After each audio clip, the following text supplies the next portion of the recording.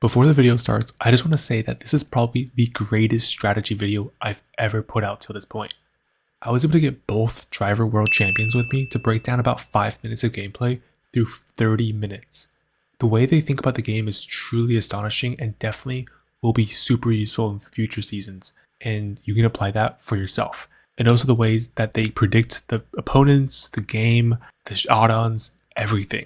And yeah, we also even talk a lot about the upcoming season. So if you want to see more, definitely hit that sub.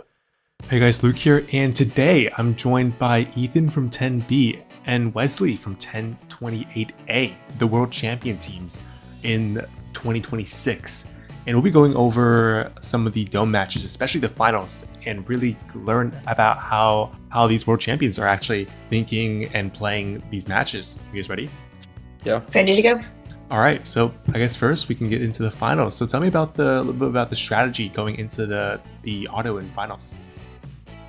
Yeah, so prior to the match, after his first semifinals match, and after we knew he won, we looked into the semifinals 2 of 1 to see Snacky Cakes and 9123's auto and their opponents. So after we knew who won, we saw their autos and analyzed it like on our phones. Yeah, so here was their auto, right?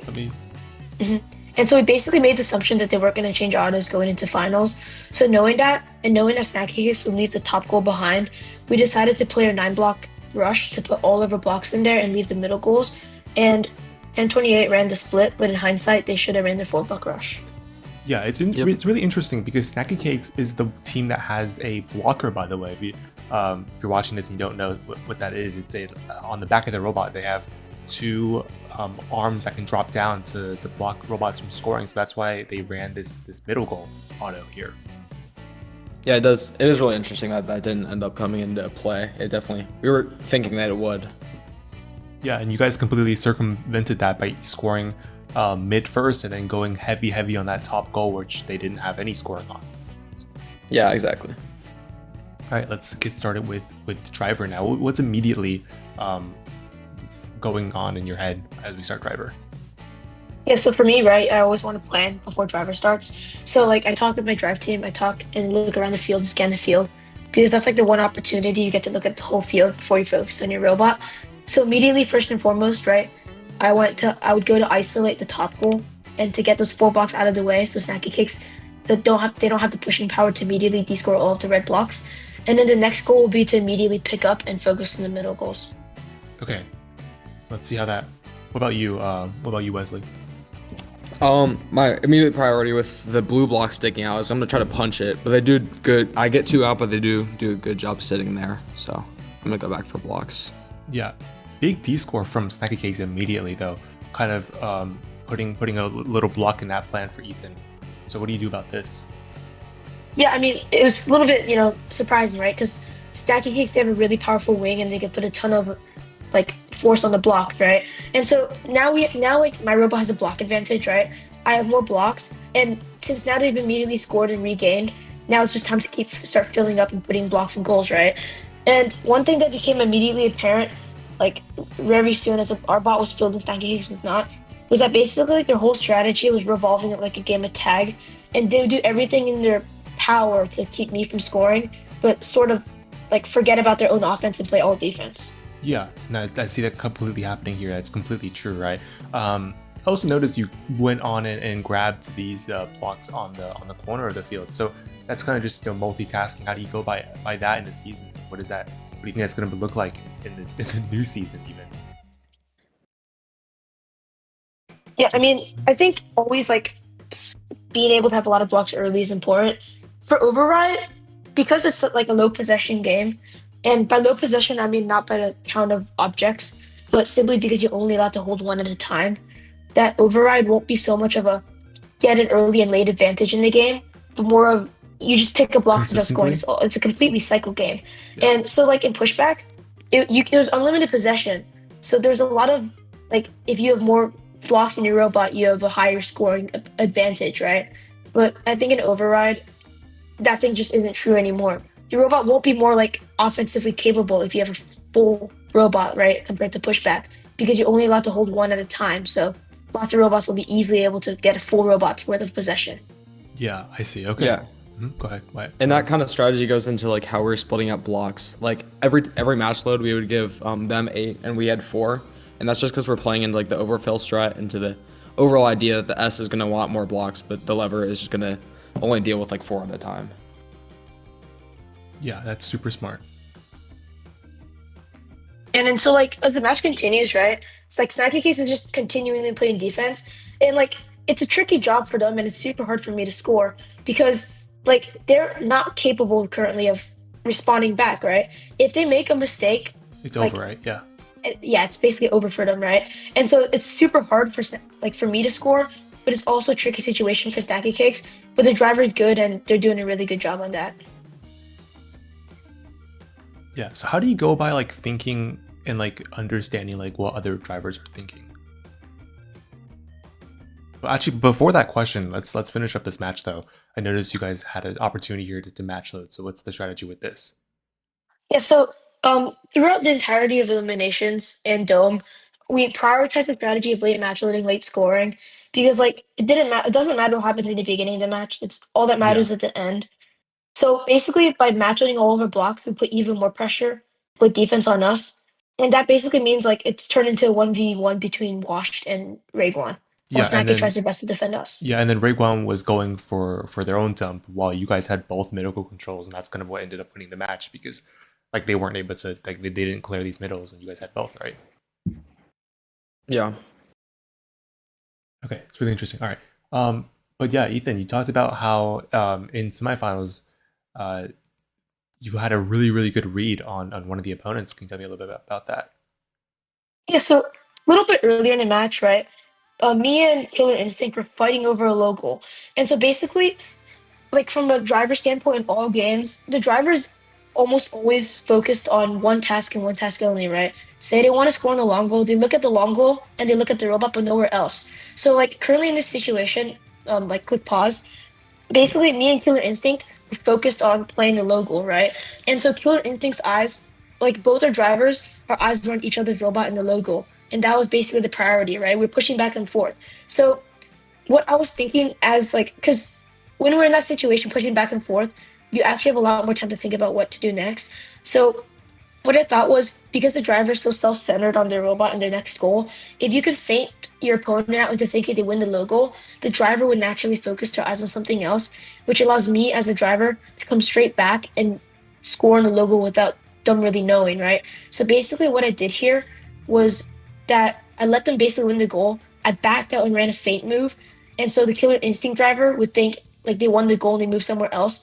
But immediately after I make the turn move, I turn straight back. The driver's eyes are on something else, and it's an easy win for the logo. Yeah, that's super amazing. I see right here. You grab that block back up because you're going to use that right later on when you go and take control back, and then immediately their drive coach tells them to leave because they saw you leaving, and then he leaves, and then you're back already and scoring, right? Yeah. And then the same, basically, it just repeats again, right? The same scenario happens in the high goal, but the issue is Killer Instinct has a D-score mechanism, right? And you can't really pick up blocks that are knocked out of the high goal, so you kind of have to stay at the position. But pause again here. I decided to score one block on the goal, right? And then I backed up with the D-score mechanism up, but not fully inside the goal. I'm not fully pushing in it because eventually, like right now, I'm winning the high goal, right? It's 3 versus 2.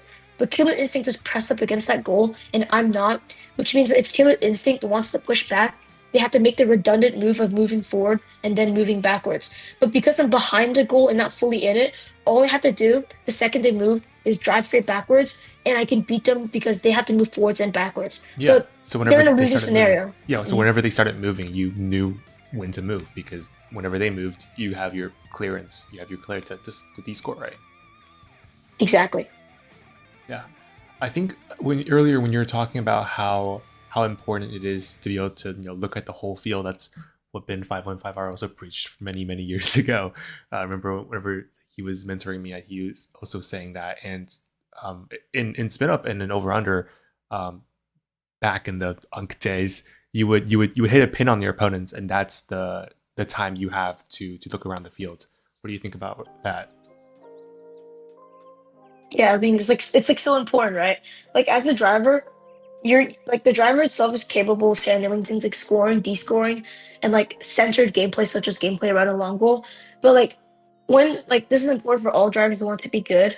Like if you want to be good at the driving, not only do you have to be like aware of what you're doing around your robot and the goals around you, but like when you're scoring at the middle goal, for example, you need your drive team to be able to tell you if like your opponents are scoring on the opposite end of the field on the other long goal. So it's not only about your self-awareness, which is like 80%, but the rest 20% that separates a good team from a great team is also the drive team. Yeah. Absolutely true. Okay, let's dive into match 2, going into this 1-0. What was the plan here? For auto, even though like we won finals 1, we're just switching it up again to counter. Like Ethan was kind of talking about his middle goal rush here that worked really well. Yeah, well, it's pretty insane because they changed up their auto, and then you guys basically like predicted their prediction. Yeah, I mean it's like a game of chess, right? Like Blue Lions, like 9-2-3C and Snacky Cakes, they knew they lost auto, so we were definitely predicting something was going to change, and that's exactly what happened, right? And we knew the 9 block would be completely obsolete against a faster wing. We just get destroyed. So we switched up autos to a 6+3 that goes to the middle goal first, and we had 1-0-2-A run a fast 4 block that would ensure the lower goal, and through that we won auto. Yeah, it's absolutely crazy. So what was going on in your heads now? What are both you guys thinking? For me, I'm just looking straight at those blue blocks and just kind of like getting ready. You want to do the best you can to predict what's going to happen here, like envision what's about to start in driver. And Ethan's kind of. Yeah, and like for me, right now, 1-2-3C has a D-score mechanism on their robot, right? So the immediate like first course of action would be confirm that you can win this high goal, right? Because we have 4. I think there's 4 reds and 2 like 1.5 blue blocks in the high goal. So you got to win that thing first, because if you immediately leave and now 1-2-3D scores that, like what was the point, right? You're at a complete disadvantage because Snacky Cakes are just going to beat you at the long goal. So first ensure that you win the high goal, and then move over to the long goal, like our side long goal, and see what's happening there, right? And that strategy would turn out pretty useful as driver comes up. Yeah, a big thing that a lot of like really, really good drivers always do in that every year is kind of imagining how the match would turn out, and then if it turns out the way you think it is, then perfect. Then even if it doesn't, then still like you can. I mean, there's no harm in that, right? But if it does turn out like close to what you think, then you really have a big advantage against your opponents. Yeah. Yeah, I mean, like, yeah, it's so important to set like primary objectives before a match. Like for eliminations this year, you were kind of like we were kind of planning of creating like sort of this 4 like tile area between the middle goals and the high goal, and between the middle goals and the long goal, because being in like a 4 tile area that like minimizes your distance between the 2 goals, and Like while here? like also playing objective of having a full robot, yeah, like right there, means that if like your opponents try to score on the high goals or the middle goals, you're always able to defend that, but you're also so close to the long goals that you're also able to easily defend that. So basically, the general objective was always be full in your intakes so you could respond back and be in that general area so you could easily play defense. And as drivers, focusing on primary objectives before the match starts and sticking to that objective really helps you keep focused and keeps you always doing something and performing well. Yeah, that's huge, because I realized a lot of like teams who are good but like aren't winning, aren't making dome, or aren't like winning the world championships. Well, a lot of times they do as when there's not much going on, when there's a tied long goal, is they kind of just sit there and they kind of just drive around and don't do anything. And I think that's a big problem, right? Yeah, I mean, like another great example is like Snacky Cakes, right? Like once they win the goal, their driver sets a pretty clear objective: play defense on them until the match ends and just don't let them score. And it's worked out completely great. It's like worked out great for them in Dome until finals, and that's like another winning strategy, right? It's a different example, completely different strategy, but regardless, it's still a winning strategy. Yeah, and like you said earlier, you were able to win this middle top goal as soon as the match started. Okay. So yeah, what's happening now? What's the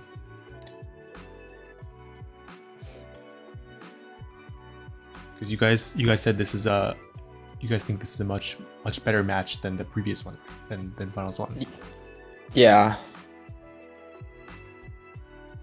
I'd say right here, one thing we noticed is they are like very out of position. Like when Ethan and I were talking about like that four tile strategy, like the zone defense, like they immediately get out of it, and that's kind of one thing that is almost good. Like as a driver, if the alliance is doing it, because they're panicking, they're scared, like they're not sticking to the plan. Yeah. Yeah. And sort of like right now, like if you go back 5 seconds and take a quick pause, right after we win the middle goal, like keep playing against Again, now one yeah. two three C, and then like yeah, keep going, and like pause like right here. You can see that we're both in that like four tile range, and that strategy has been currently working really well, right? We're winning both middles and the lower goal, so it's kind of reverting back to that strategy. And now since we're both low on blocks, right? You switch objectives again, right? You collect and get ready to score, right? Snacky Cakes just scored on the high goal, but there's no point fighting it because once we collect blocks, we're always able to fight back again. Yeah, and you want to basically have as much as of the scoring elements as you can. Interesting that what that would look like going into the new season. You definitely want to stay near the most valuable objectives and stay near as many of them as possible, right? Is that kind of what it looks like every year? Yeah, I completely agree. I mean, this new game, Override, it's what I find super interesting about the game is not just how it's played, but I feel like, and I can pretty much confidently say, it's one of the most complicated Vex games there ever is, because not only are there so many unique scoring objects, there's right the toggles, like the rollers on the side of the field. Yeah. You have three different heights of goals, and then you have pins you have to rotate, and not only is this a robot build game, but it's so much game strategy because of the one possession limit, you have to one be careful about what you intake. You can't intake two pins, that's legal. You can't intake two cones, that's also legal, right? You have to alternate what you intake, and you also have to be careful about what you intake, right? You have to be specific, like what do I want to stack my tower to be? What tower should I focus on? The high, middle, or alliance one, right? Which toggle should I focus on? Should I stack double neutral, neutral red, or blue reds, right? And there's just so much game strategy Yeah. coming into next year. This guy's gonna IQ diff everyone next year. It's actually it's so over. Yeah. Okay, but let's finish up with this match here. And Wesley, you were saying that people don't really expect how fast your lever is. Can you kind of walk me through your strategy with your lever then? Yeah, it's definitely a big thing especially with lever being newer. You know, a lot of people maybe said lever wouldn't have made dome, but the big reason it really did is just because of like the shock factor with a lot of people. One time it happened, probably the most specifically, is in the semis match where against Killer Instinct, where it's just like it shot so fast, like right into the control, not into the control zone, but like right ready for it to be winged, that it wasn't really expected. Like Yeah, it here kind as of just well, happened yeah. right there. Yeah. Every time it's like they overswung basically, right? Like, I mean, it's like a video game term. Like they pretty much overcommitted to this, thinking that you Exactly. guys were slow and thinking that you guys were gonna, they were gonna be able to block this, but like completely just went straight through, and they had to reposition. And you guys, Yeah, got that. exactly. Yeah. And like one thing I also find really crazy, right, about the levers, like me and Wesley were running scrims in our conference room the night before, and like it was like the cycling time was just insane, and it's so apparent in the field right now. You can see just like in the way to block their range that all Wesley has to do right now is just drive to his side and pick up the blocks because all of his red blocks are just right there ready for him to intake. So it gives him this ridiculously fast cycling time. And compared with the scoring speed and scoring power of the lever, it really makes it a super hard matchup for now in G3C. About here's where my intake jammed up, so I switched to like full defense. Yeah, definitely pivoting really, really fast is also such an important part of being an amazing driver, right? And I noticed that with earlier as well here, we were just at 9 seconds, but here, right whenever I think this goal was tied up, or earlier even, no, yeah, right here, whenever the goal was tied up, immediately you realized, and then started intaking more, right? And some other drivers would have gone for another push, and that may have wasted more time, right? Yeah.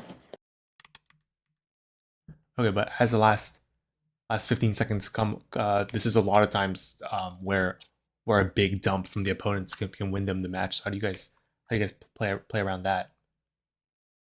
Yeah, I mean, first and foremost, right? We always match load around the 30-second mark. So like at the point after we match loaded, like Snacky Geeks had no blocks.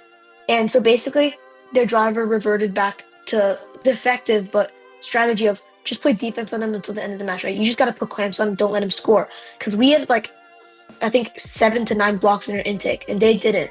So they tried to play super hard defense on us, and they did a great job. But even with that, we managed to put 4 blocks in the low goal, right? And then we went up to play on the long goal, and it was at this basically at this point of the match, it was over because both blue lines robots, especially snacky cakes, had virtually no blocks. Yeah. We had the block advantage, and we were able to put all of our blocks on. They weren't because all the blocks are far away from their robots and at their side of the field. Yeah, it's like I don't think it would have mattered where Raid 1 put these blocks. They tied up this goal. Even if they got this goal, I think they still would have lost, right? Because you would have had this long goal. Pretty sure. Yeah, Because tied. too much too late. Yeah, so yeah. With auto 2 and the middle goals, yeah.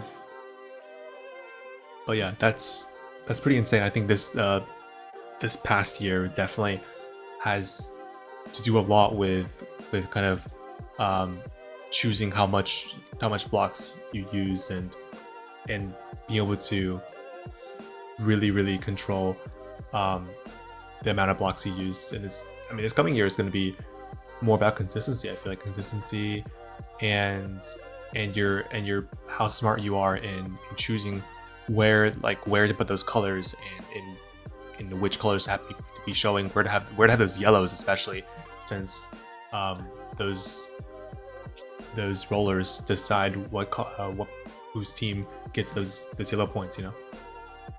Yeah, I completely agree with you. I mean, like, for me, this year has been really fun. And I think building up from high stakes, it's really been like, the Vex have really been building up on game strategy. And like, you can see in high stakes, towards Worlds, the strategy, like, even in middle season, it was so set in stone. You have one alliance camp the corner, the positive corner, while you have another alliance go out there, right, and do wall sticks and score. And then towards Worlds, right, if you had a tier 3, if you win auto, it was pretty clear cut. Get a positive corner and go hang, right? And it was so set in stone. And then Pushback came, and the strategy just kept shifting over the year, right? Early Yeah. season, build hoppers, get everything in your robot, right? Towards the middle of the season, just cycle as fast as you can. Towards late season, go dump, have block control over everything, right? And I think it's continuing to build on this trend going into Override.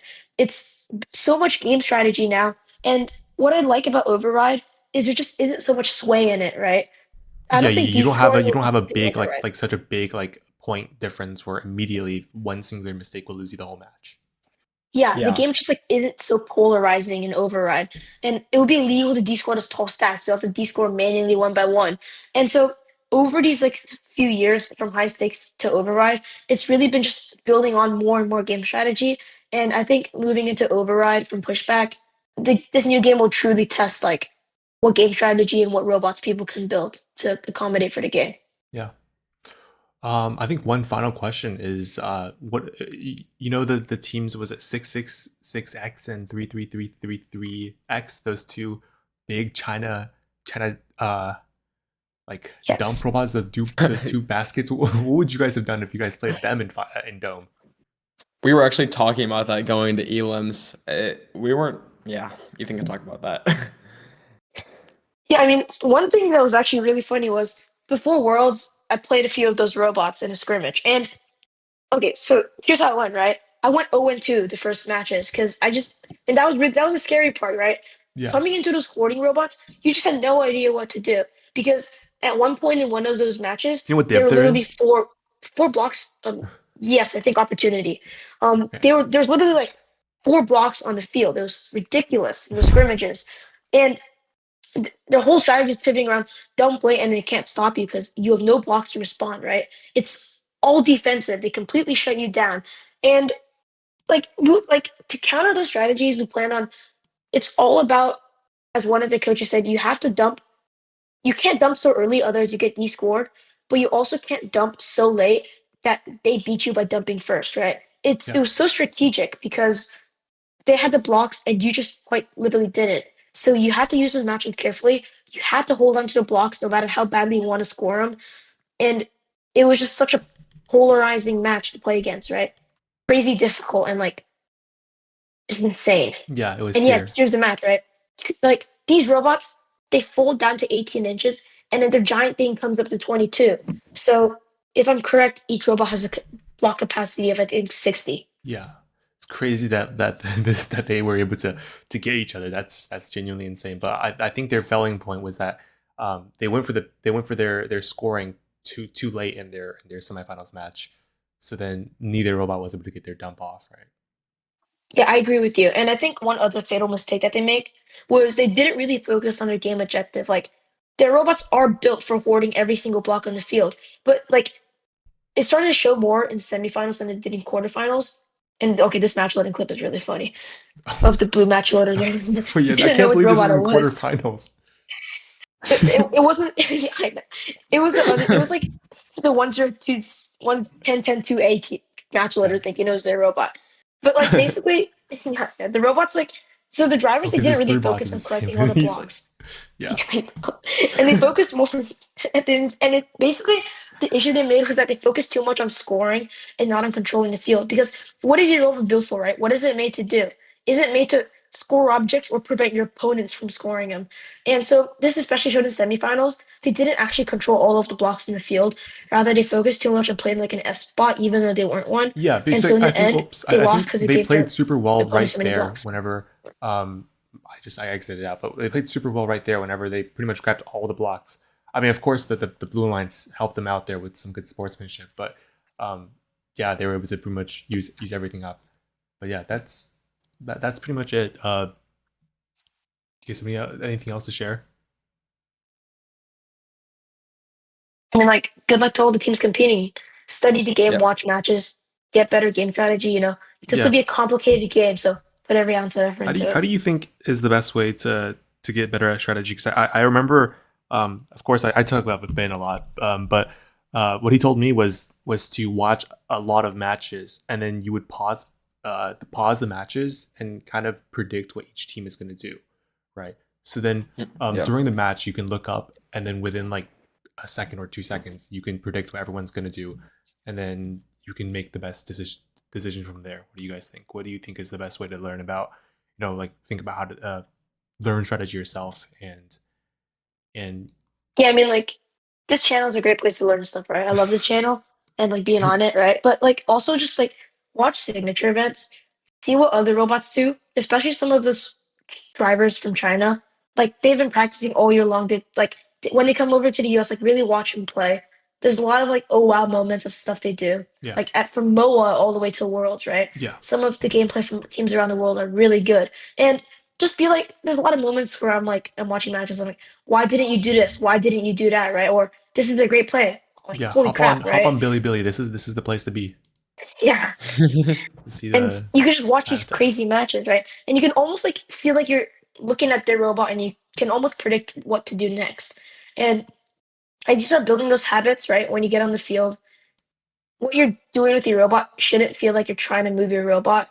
Like it shouldn't feel like you're trying to move your controller, but rather you look at where you want your robot to go and your hands and instincts do the rest. Yeah. Yeah, and you guys both drive split arcade, am I right? Yeah, I do. Yes. I think that's the best drive config, or do you think it's more personal preference? Or it depends on the season? Ooh. Because Yeah, I personally, mean, I think it's let me say this first, because I think personally, I think that the drive config depends a lot on the season, because like this season, I think split arcade was the best one since you have to be able to drive straight, uh, and on yeah, I tank you can't completely drive agree with straight. you. But Yeah. like there's previous seasons like spin up where you had to micro adjust so much to line up for those goals and line up for overfills where and same with over under as well. When you want to score a ton of blocks, when you want to overfill it in skills, you have to micro adjust. And then I think for tank that's better. So what do you guys think? Yeah, I agree with that completely. Kind of depends on the season, but also it can be hard depending on most drivers they're not going to be wanting to switch back and forth each season. So Yeah. But overall, Yeah, I like mean, split arcade is probably the safest bet. yeah, I completely agree with you. Like, there's this. Every driver can be like at the top level. Every control's the same, but like no one's perfect, right? So I think every year in the game, like there's one drive control is always better than the other. Like I completely agree with you. I was thinking about this mid-season too. Like if you weren't driving arcade, I had no idea how you're going to drive a straight line of tank. I had one of my sister team literally tip over the long goal because they didn't drive it in a straight line. Like it was just, got to drive in a straight line with the robot. But I think for like most to all like regular driving gameplay, like whatever's just comfortable. Like it should feel natural moving the robot. You shouldn't have to fight over your controller about what to do with the robot. Yeah, Yep. but yeah, that's pretty much it. Good luck to you guys in the new season, and interested to see what events you guys are gonna be winning. Super Thank you. fun. Yeah, of Thank you. course. Have fun.